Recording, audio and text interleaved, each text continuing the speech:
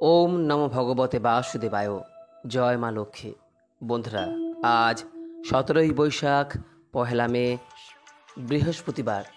অনেকেই বাড়িতে বৃহস্পতিবারে মা লক্ষ্মীর পূজা সম্পন্ন করে থাকেন। বলা হয়, যে বাড়িতে প্রত্যেক বৃহস্পতিবারে মা লক্ষ্মীর পূজা হয় সেই বাড়িতে কখনোই অভাব আসে না। মা লক্ষ্মীর কৃপায় সেই বাড়িতে সর্বদা সুখ, শান্তি, সমৃদ্ধি বিরাজ করে।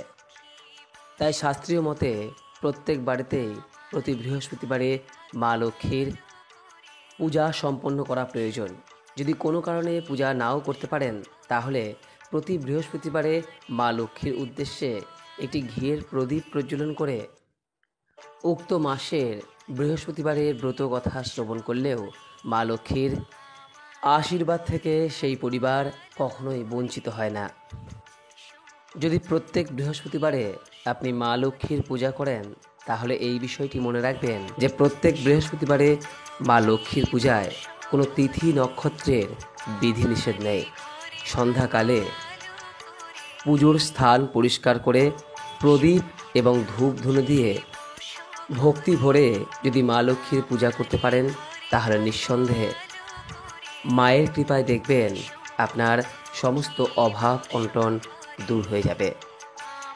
তাই এই বিষয়টি আজ এই প্রথম বৃহস্পতিবার থেকেই শুরু করুন।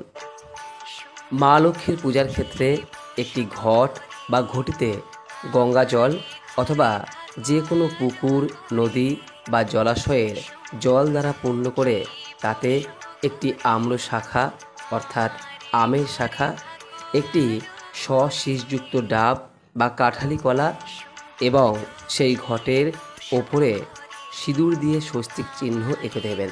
তারপর একটু মাটি ও কিছু ধান দিয়ে তার ওপর ঘরটিকে বসাবেন। এরপর সিঁদুর, সাধ্যমতো ফুল, আতপ চালের নৈবেদ্য এবং মিষ্টান্ন নিদেন পক্ষে একটি বাতাসা নিবেদন করবেন। এরপর ফুল, বেলপাতা দিয়ে মায়ের পূজা সম্পন্ন করে মা লক্ষ্মীর উক্ত মাসের বৃহস্পতিবারের ব্রত কথাটি শ্রবণ করবেন।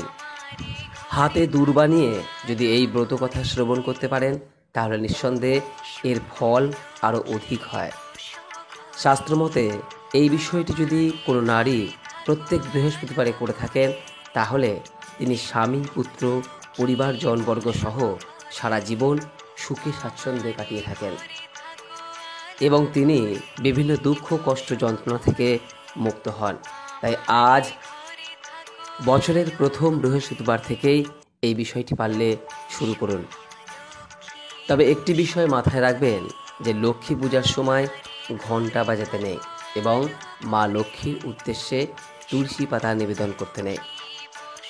বন্ধুরা, কোনো কারণে যদি আপনি এই বৃহস্পতিবার দিন মা লক্ষ্মীর পূজা করতে সক্ষম না হন, তাহলে সেক্ষেত্রে মা লক্ষ্মীর সামনে একটি ঘিয়ের প্রদীপ প্রজ্বলন করে আপনি যদি মা লক্ষ্মীর ব্রত কথাটিও শ্রবণ করেন, তাতেও এই ব্রতের পূর্ণ ফল অনেকাংশে লাভ করা যায়। তাই আজ বৈশাখ মাসের এই প্রথম বৃহস্পতিবারে মা লক্ষ্মীর এই ব্রত কথাটি একবার হলেও শ্রবণ করুন। আশা করি এই ব্রত কথাটি শ্রবণ করে আপনাদের ভালো লাগবে। বৈশাখ মাসের মা লক্ষ্মীর এই ব্রত কথাকে বলা হয় রতা কাঠুরের পালা। শুরু করছি বৈশাখ মাসের বৃহস্পতিবারের মা লক্ষ্মীর ব্রত কথা। ওম নমো বিশ্বরূপস্য ভার্যাসী পদ্মে পদ্মালয়ে শুভে সর্বতত্রাহিমাং দেবী মহালক্ষ্মী নমস্তুতে। ওম নমো গণেশায় বাসুদেবায় লক্ষ্মীদেব্যই নমো নমঃ। জয় মা লক্ষ্মী। লক্ষ্মীপ্রতি নারায়ণ কহিলা তখন, তব ভক্ত তত্ত্ব কথা কহ গো এখন। লক্ষ্মী কহিলা, রতা মগধে বাস করে, দিবানিশি আমারে সে ভজয়ে অন্তরে। জাতিতে কাঠুরা সে যে কাষ্ঠ বেচি খায়, এই রূপে দুঃখ কষ্টে দিন যে কাটায়। প্রভাতে আমাকে স্মরি বনপথে যায়, 5 বোঝা কাঠ কাঠি লয় সে তলায়। 1 বোঝা কাঠ লয়ে ধোপার সে দিল, আর বোঝা লয়ে সে সহিসে প্রদানিল। বাজারেতে ৩ বোঝা বেচি খাদ্য লয়, যতনে বাড়িতে আনি রন্ধন করয়। আমাস মরি আহার করিল, তারপরে কিছুকাল বিশ্রাম করি যায় ধোপা ঘরে। ধৌত বস্ত্র পরিযায় সহিসের কাছে, লইল উত্তম ঘোড়া তাহার যে পাছে। ঘোড়া চড়ি রতা চলে সমুদ্রের ধারে, নৌকা পড়ে রাজপুত্র রতারে নেহারে। দেখি তাহারে কুমার ভাবে মনে মনে, আসিয়াছে রাজা বুঝি আমার এখানে। এত চিন্তি দেওয়ানে ডাকি তিনি কয়, উহারে জিজ্ঞাসি এসো কার রাজ্য হয়। তরা গিয়ে দেওয়ান রতাপ্রতি কয়, সত্য করি সহ এটা কার রাজ্য হয়। হেন বাক্য শুনি রতা উত্তর না দিল, অতিবেগে ঘোড়া লয়ে পথ চলি গেল। রাজপুত্রে দেওয়ান যাইয়া কহিল, কহি শুনো পরিচয় তিনি নাহি দিল। এ তো শুনি কুমার তাহার প্রতি কয়, কালি এলে পরিচয় লইবে তারায়। পরদিন রতা তবে বন মাঝে যায়, অনেক ভাঙ্গিল কাঠ যাইয়া তলায়। সহসা দেখিলা এক মহামূল্য হার, হাড়ের গঠন দেখি হইলা চমৎকার। হাতে তুলি লয়ে হার গৃহে চলি যায়, কিছু পরে গেল রতা ধোপার আলয়। ধৌত বস্ত্র পরি সহিসের কাছে গেল, উত্তম ঘটকে চড়ি চলিতে লাগিল। উপনীত হইলা গিয়া সমুদ্রের তীরে, রয়েছে দাঁড়ায়ে দেওয়ান পথপরে। দেওয়ান বলে, শুনো ওহে মহাশয়, এই রাজ্য কাহার হয় দেহ পরিচয়। রতা বলে, বিস্তর কহিতে নাহি পারি, এই হার দেহ গিয়া কুমারে তোমারি। এ তো বলি রতা তবে করিলা গমন, দেওয়ান কুমারে তাহা বলিলা তখন। সে হার লয়ে কুমার নৌকা ছাড়ে দিল, অপর রাজ্যতে গিয়া নোঙ্গর করিল। নোঙ্গর করিয়া রাজসভায় সে যায়, ভেট দিল সেই হার কুমার রাজায়। হারের বদলে রাজা দিল 4 হার, সেটা হতে বিদায় যে হইল কুমার। যেখানে রতার বাস সেখানে সে গেল, একে একে সকলেরে জিজ্ঞাসা করিল। ঘরেতে বসিয়া রতা জানিলা তখন, কুমারের লোক তারে করে অন্বেষণ। গৃহ হতে রতা তবে করে পলায়ন, গহন বনেতে গিয়া উপনীত হন।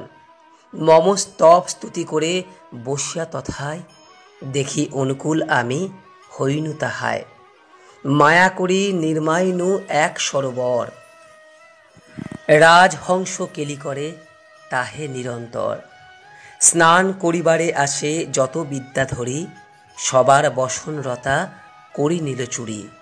স্নান সারি উঠিয়া সকলে বিদ্যাধরী, বসন না দেখি ক্রোধে উঠিল গুমরে। উচ্চস্বরে ডাকিয়া সকলেতে কয়, বসন না দিলে ভস্য করিব তোমায়। রতা বলে, সবে যদি শুনো মোর কথা, এখনই বসন দিব না হবে অন্যথা।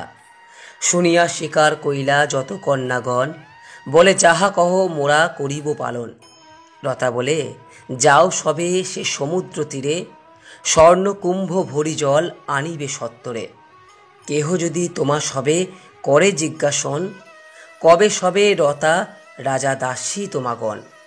শুনি অঙ্গীকার তবে করি কন্যাগণ, সমুদ্রের তীরে যায় জলের কারণ। সকলে মেলিয়া কুম্ভ ভরে পূর্ণ করে, তাহা দেখি কুমার জিজ্ঞাসে সকলেরে, জল লয়ে যাও সবে কাহার কারণ। সত্য করি পরিচয় দেহ গো এখন। তারা বলে, রতা রাজা মোরা তার দাসী, তাহার কারণে জল লইবারে আসি। এ তো বলি কন্যাগণ রতা কাছে গেল, কিছু পরে সে কুমার রতা কাছে এলো। আসি কহে মহাশয় শুনো বিবরণ, 4 হার পাইয়াছি হারের কারণ। এ তো শুনি রতা কহে, ওহে সদাশয়, লইয়া এ হার তুমি রাখো নিজালয়। এতে এক বচন শুনি নৌকা ছাড়ে দিল, অপর রাজার রাজ্যে উপনীত হল। সে রাজ্যে গিয়া কুমার রাখে ঘোড়া পণ, পণ রাখে জিতিলেন নানা রত্নধন। সেই ধন লয়ে কুমার রতা কাছে এলো, রতার কথা মতো বাটি সে বানাইল। রাজবাটি গঠিয়া কুমার যে তখন আপনার রাজ্যে তিনি করিলা গমন। রাজা করি রতারে বসানো সিংহাসনে, কাঠরে হইল রাজা দেখে সর্বজনে। লক্ষ্মী বাক্য শুনি তুষ্ট হইলা নারায়ণ, হরি হরি হলো সবে হয়ে এক মন। এই রূপে মর্তধামে ব্রতের প্রচার, জেনে রেখো পৃথিবীতে লক্ষ্মীব্রত সার। যেই নারী এই ব্রত করে এক মনে, লক্ষ্মীর কৃপায় তার বাড়ে ধনে জনে। পুত্রহীন পায় পুত্র, নির্ধনের ধন, ইহলোকে সুখ অন্তে বৈকুণ্ঠে গমন। লক্ষ্মীব্রত কথা যেন বড়ই মধুর, এই ব্রতের ফলে সব দুঃখ হয় দূর। যেবা পড়ে যেবা শুনে যেবা রাখে ঘরে, লক্ষ্মীর বরেতে তার মনোবাঞ্ছা পুরে। লক্ষ্মীর ব্রতের কথা অতি মধুময়, প্রণাম করিয়া যাও যে যার আলয়। করজোড়ে গলবস্ত্রে ভক্তিযুক্ত মনে, দেবীকে প্রণাম করো যে থাক যেখানে। প্রণমামি লক্ষ্মী মাগো বিষ্ণুর ঘরণে, ক্ষীরোদ সাগর পুত্রী জগৎ পালনে। অগতির গতি তুমি, তুমি নারায়ণী, জগতের মাতা তুমি বিপদ নাশিনী। ব্রত করি স্তব পাঠ যেই জন করে, অভাব রহে না তার মা লক্ষ্মীর বরে। লক্ষ্মীর ব্রতের কথা হইল সমাপন, ভক্তি ভরে চাহ বর যার যাহা মন। শীতিতে সিঁদুর দাও সব এও মিলে, হুলুধ্বনি শঙ্খধ্বনি করো সবে মিলে। ভকত বৎসল্লা দেবী সত্য স্বরূপিণী, হরিপ্রিয়া মহালক্ষ্মী ভুভার হারিণী। চঞ্চলা কমলা মাগো ত্রিলোক তারিণী, চরণে প্রণমী মাগো মাধব রঞ্জিনী। ভবের আরাধ্য তুমি দারিদ্র নাশিনী, কৃপা করো কৃপাময়ী ত্রিতাবজায়িনী। জয় মা লক্ষ্মী, জয় মা লক্ষ্মী, জয় মা লক্ষ্মী। আশা করি দর্শক বন্ধুরা বৈশাখ মাসের এই ব্রত কথাটি শ্রবণ করে আপনাদের ভালো লেগেছে। ভালো লাগলে লাইক করবেন, শেয়ার করবেন এবং সন্ধ্যার সময় এই ব্রত কথাটি আরও একবার শ্রবণ করে মা লক্ষ্মীর উদ্দেশ্যে আজকের দিনে একটি ঘিয়ের প্রদীপ প্রজ্বলন করুন। মায়ের কৃপায় আপনার পরিবারের সুখ শান্তি সমৃদ্ধময় হয়ে উঠুক এই কামনা করে আজকের মতো ভিডিওটি এখানে শেষ করলাম। নমস্কার, ধন্যবাদ। ঈশ্বর আপনার মঙ্গল করুক। জয় মা লক্ষ্মী।